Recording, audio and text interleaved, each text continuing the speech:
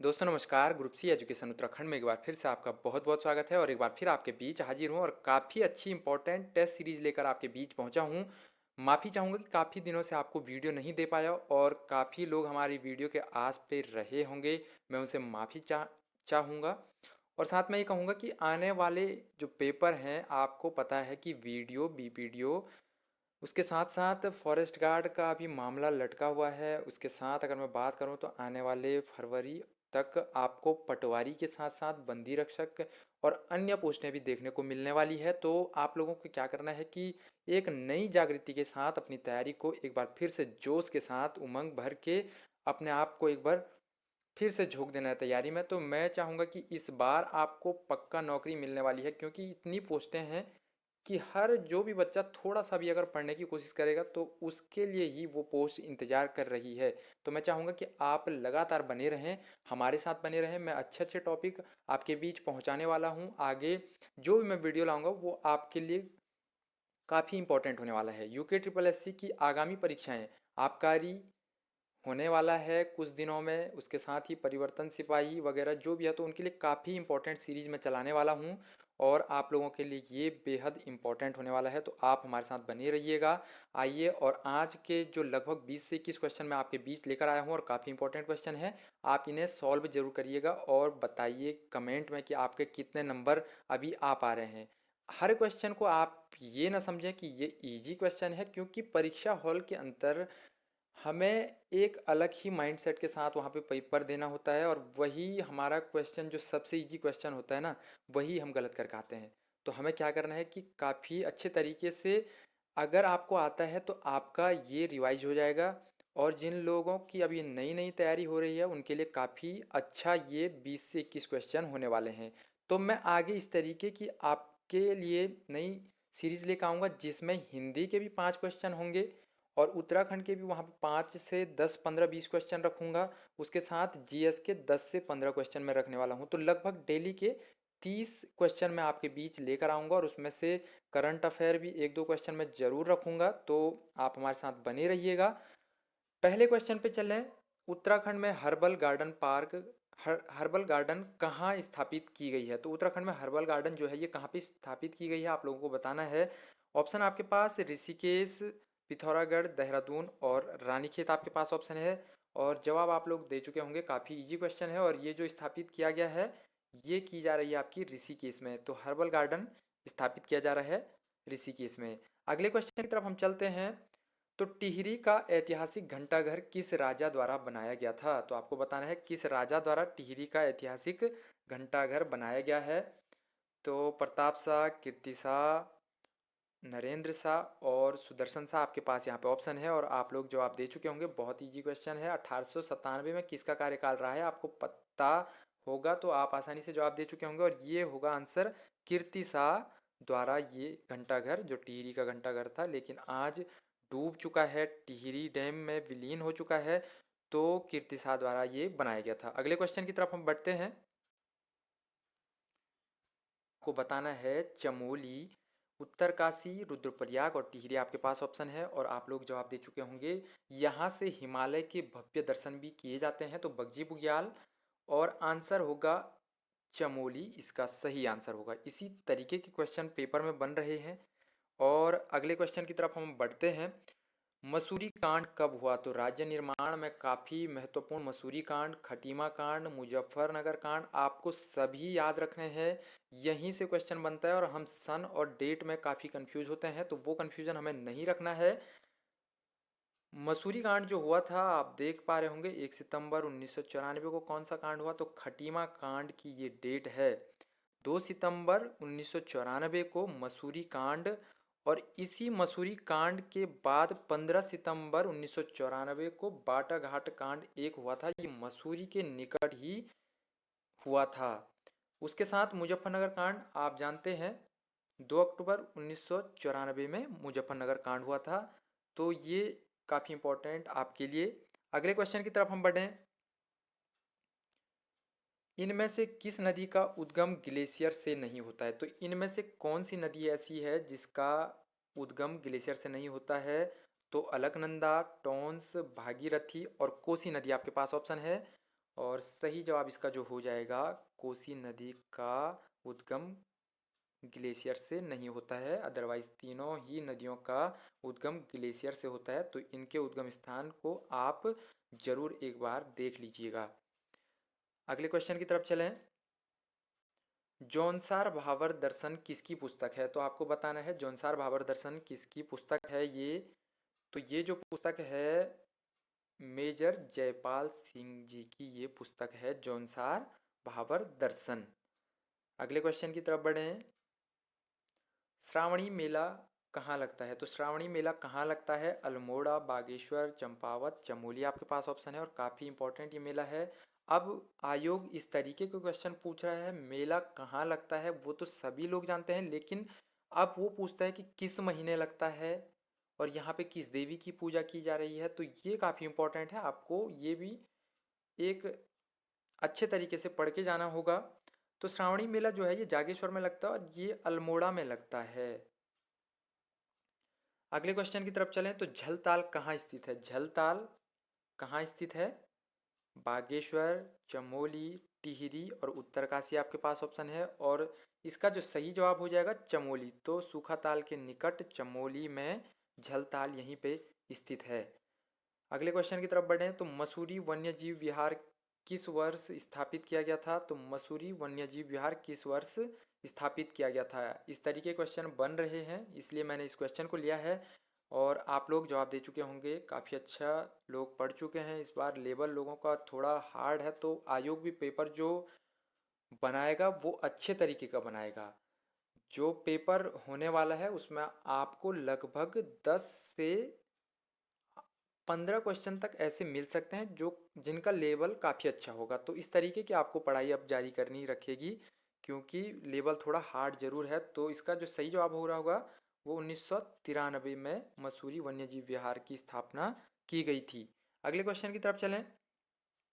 लखवाड़ परियोजना किस नदी पर स्थित है? तो आपको बताना है लखवाड़ परियोजना किस नदी पर स्थित है। यमुना, टोंस, भागीरथी, भिलंगना आपके पास ऑप्शन है। जवाब दे चुके होंगे। तो लखवाड़ परियोजना यमुना नदी पर ये लखवाड़ परियोजना देहरादून और हिमाचल उत्तरकाशी से जो लगी हुई नदी यमुना नदी, वहाँ पे ये लखवाड़ परियोजना स्थापित की गई है। अगले क्वेश्चन की तरफ चलें। नंदा देवी राष्ट्रीय उद्यान कितने वर्ग किमी में फैला है? तो ये इंपॉर्टेंट क्वेश्चन है और अब आपको क्या करना है कि लगभग सभी राष्ट्रीय उद्यानों के कितने क्षेत्रफल में ये फैले हुए हैं वो याद करके ज़रूर आपको रखना है, क्योंकि इस तरीके के क्वेश्चन बन रहे हैं, इसीलिए मैंने इस क्वेश्चन को भी लिया है। तो इसका सही जवाब जो होगा 624 वर्ग किमी में नंदा देवी राष्ट्रीय उद्यान फैला हुआ है। तो ऑप्शन ए इसका सही जवाब हो जाएगा। अगले क्वेश्चन की तरफ बढ़ें। राज्य जल दिवस कब मनाया जाता है? तो राज्य में जल दिवस कब मनाया जाता है? राज्य का स्पेशल ये जल दिवस है, तो ये जो मनाया जाएगा 25 मई को। तो अच्छा क्वेश्चन था ये भी, याद करिएगा, इसे नोट करिएगा आप। क्वेश्चन अगला जो होगा, राज्य में प्रथम रेमन मैग्सेसे पुरस्कार प्राप्त करता कौन है? तो प्रथम रेमन मैग्सेसे पुरस्कार प्राप्त करता राज्य के कौन व्यक्ति हैं? आपके पास ऑप्शन आप देख पा रहे होंगे। तो इसका सही जवाब जो हो जाएगा चंडी प्रसाद भट्ट इसका सही जवाब हो जाएगा और 1982 में इन्हें रेमन मैग्सेसे पुरस्कार दिया गया। अगले क्वेश्चन की तरफ चलें। राज्य में अभी तक सर्वाधिक कार्यकाल वाले राज्यपाल हैं, तो निम्न में से सर्वाधिक कार्यकाल वाले राज्यपाल कौन है आपको बताना है। आपके पास जो ऑप्शन है BL जोशी, के पॉल आपके पास ऑप्शन है, सुदर्शन सिंह अग्रवाल जी हैं, सुरजीत सिंह बरनाला जी हैं। तो पहले राज्यपाल कौन थे सबसे पहले आप ये बताइए, कमेंट करके ज़रूर बताइए पहले राज्यपाल कौन है उत्तराखंड के। और अब क्वेश्चन बन रहा है इस तरीके का, तो मैं इसलिए इस क्वेश्चन को लेकर आया हूँ कि सब सर्वाधिक कार्यकाल किस राज्यपाल का रहा? तो सुदर्शन सिंह अग्रवाल जी का 2003 से 2007 तक इनका कार्यकाल रहा है और लगभग 4.5 वर्ष इनका कार्यकाल रहा है, जो कि अभी तक का सर्वाधिक लंबा कार्यकाल रहा है। तो ऑप्शन बी इसका सही जवाब हो जाएगा। अगले क्वेश्चन की तरफ चलें। तो वर्तमान में उत्तराखंड पुलिस के महानिदेशक, पुलिस महानिदेशक कौन है? उत्तराखंड पुलिस के महानिदेशक कौन है? अभी नई नियुक्ति हुई है, 30 नवंबर को ये अपने पद पर बैठे हैं। तो ये हैं आपके अशोक कुमार। ये सही जवाब हो जाएगा।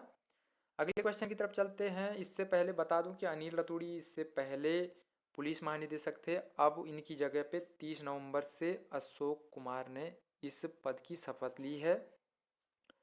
अगले क्वेश्चन, किस स्थान से योग मुद्रा में मानव का शैल चित्र मिला है? तो किस स्थान से योग मुद्रा में मिला है मानव का शैल चित्र? तो फल सीमा से इसका सही जवाब हो जाएगा। फल सीमा से जो योग मुद्रा में मानवाकृति प्राप्त हुई है और ये है अल्मोड़ा में।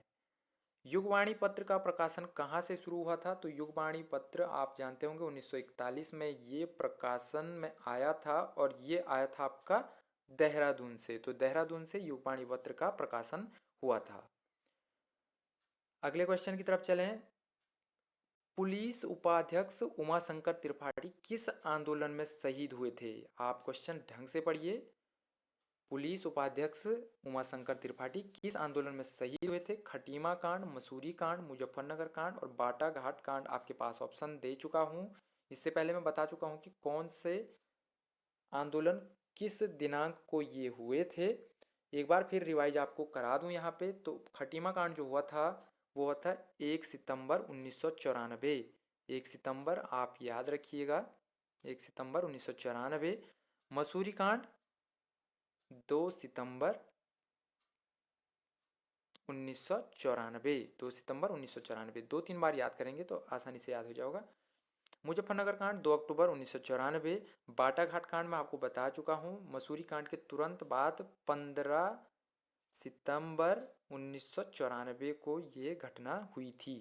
और आप इसका जवाब दे चुके होंगे, काफ़ी इजी क्वेश्चन है। उमाशंकर त्रिपाठी ये पुलिस उपाध्यक्ष थे। तो इनका जो शहीद हुए थे, जो ये मसूरी कांड में शहीद हुए थे। अगले क्वेश्चन की तरफ चलें।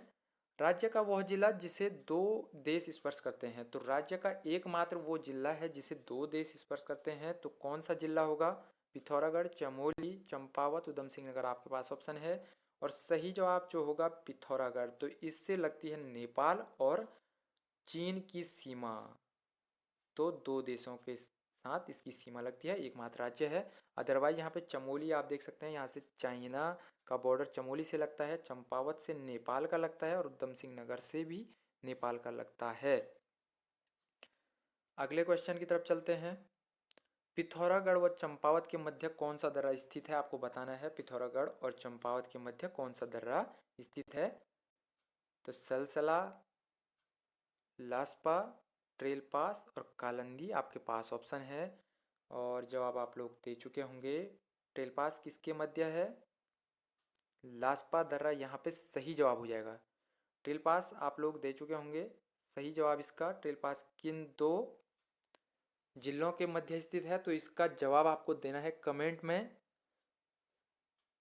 ट्रेल पास दर्रा किन दो जिलों के मध्य स्थित है? अगले क्वेश्चन की तरफ चलें। तो चौखुटिया किस नदी के किनारे पर स्थित है? चौखुटिया किस नदी के किनारे पर स्थित है? पश्चिमी रामगंगा, काली नदी, गौरी गंगा और पूर्वी रामगंगा आपके पास ऑप्शन है। तो आपको बताना है किस नदी के तट पर चौखुटिया स्थित है। चौखुटिया कहाँ पड़ता है? ये पड़ता है अल्मोड़ा जिले में और ये पड़ता है पश्चिमी रामगंगा नदी के तट पर। ये पश्चिमी रामगंगा नदी वही है जो दुधातोली श्रेणी से 5 नदियाँ जो निकलती है उनमें से एक नदी पश्चिमी रामगंगा, ये जो चौखुटिया के किनारे से बहती है। तो यही क्वेश्चन थे आज के हमारे, और आगे भी मैं आपके लिए काफ़ी अच्छे क्वेश्चन लेकर आने वाला हूँ। मेलों का मैं एक अलग से वीडियो बनाने वाला हूँ, उसमें मैं आपको डेट के साथ साथ ये भी बता दूंगा कि किस महीने ये लगता है, किस लिए प्रसिद्ध है। तालों को मैं लेके आऊँगा, नई झील के साथ साथ ग्लेशियरों को मैं आपको यहाँ पे, मेरा पहले वीडियो आ चुका है ग्लेशियर वाला वीडियो, आप देख सकते हैं। इसके साथ ही जो भी इम्पोर्टेंट टॉपिक है पत्रकारिता से इम्पोर्टेंट जो क्वेश्चन होंगे मैं उनको आपके पास लेकर आऊँगा, क्योंकि हिंदी का एक महत्वपूर्ण, हम उन क्वेश्चनों को वहाँ पे छोड़ के आते हैं या तुक्का मार के आते हैं तो आगे वो नहीं होने वाला है। मैं लगभग 40-50 क्वेश्चन एक टाइम पे आपको ज़रूर उस तरीके के लेके आने वाला हूँ। कंप्यूटर से आधारित जो भी क्वेश्चन बनने वाले हैं, इक्के दुग्गे बन सकते हैं वहाँ पे, तो वो भी मैं लेके आऊँगा। तो ऑल द बेस्ट, आप बने रहें, आपका सिलेक्शन पक्का होने वाला है। Thank you.